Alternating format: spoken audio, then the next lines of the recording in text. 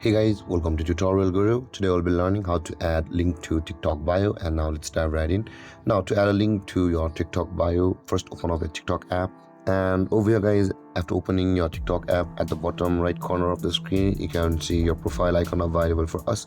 Tap on that profile icon and let's close this, and over here guys you can see the edit profile button available for us just beside the share profile. Tap on that edit profile button, and over here guys where it says the bio, you can see I have added my Discord link over there, but you can add any link which you like on your TikTok. So to do that, tap on the arrow at the right side of that bio and you'll be on this page where you will be able to copy paste your link or typing out the link.